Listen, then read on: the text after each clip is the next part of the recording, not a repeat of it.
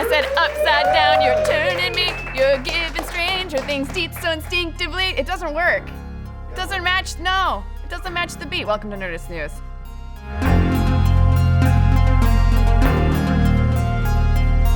Did you forget about Stranger Things? Well, Stranger Things didn't forget about you guys. Series masterminds, the Duffer Brothers, have been hard at work cooking up another batch of their spooky-ass Duff Tales. Woo! Ever since season 1 ended.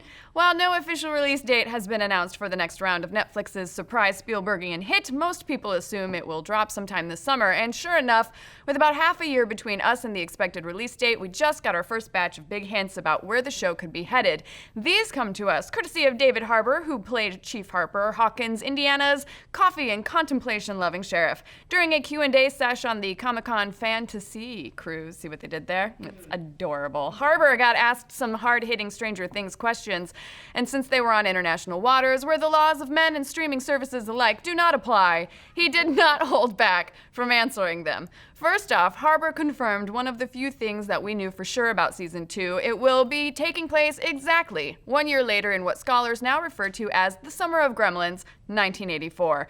It's a year later in the story, says Harbour. Will has come back. There are certain people in the town that know what happened, and then certain people that don't know what happened. So who knows and who doesn't? And does the info extend to anyone outside of Will Byers' circle of friends and family? Harbour doesn't dive in any deeper to explain, but in a recent article, executive producer Sean Levy does say that Season 2 is bigger and potentially darker in its stakes. The threat, which in Season 1 was to Will Byers, has now grown. Could that mean that not only Will and his friends are now in danger, but potentially the whole town? It would help to explain the arrival of Paul Reiser's character, who is being described as a Department of Energy muckety-muck there to cover up the events of the first season. Is it possible he's not just on scene to cover up past events, but secretly deal with a lingering threat? It wouldn't be the first time Reiser has played a bureaucrat tasked with eliminating monsters. Yeah, we're guessing his face-off with the Demogorgon isn't going to go much better. But hey, speaking of new characters, get ready for Sean Astin to go from Lord of the Rings to Lord of the Cockblocks. We have Sean Astin, says Harbour. He's Winona's new boyfriend, much to the chagrin to the chief of police. So apparently whatever flame Joyce and Hopper were rekindling after their adventure in the Upside Down has quickly been snuffed out by the arrival of the former Goonie/Hobbit. Now, one might be quick to assume that this is going to make Astin a villain in the series, but let's not forget how tastefully Season 1 treated the whole Nancy, Steve, Jonathan love triangle. The Duffers avoided the easy route of making Steve the out-and-out bad guy, and we bet they're probably going to do the same with Astin. He'll probably wind up aiding Joyce and Hopper in fighting off whatever dangers come their way, even if ultimately it isn't his fate to get the girl. Then again, Nancy ended up with Steve, so I guess the only thing that's truly upside down in Stranger Things are the relationships. Am I right, ladies? Ayo. Okay. Yeah. Sweet. Thanks, Mike. Unfortunately, the one Stranger Things love affair that is officially over is our love affair with Barb. Yes, Harbour confirmed that no matter how many memes we create celebrating her sense of style, Barb will not be coming back. But he does say that the question and the feelings that Nancy has that no one ever cares about her friend Barb are very much present in the beginning of the series. Well, great, Nancy. Glad to hear you're thinking about Barb now after she's been dead for a year. Where were those concerns for your friend when she first went missing? You know, when you could have actually saved her. Crocodile tears, Nancy. If the Duffer Brothers were here right now, I would so give them a piece of my mind. Oh, oh, oh, oh, oh, oh, oh, oh, oh, the right Duffs. The Duffer Brothers, everybody.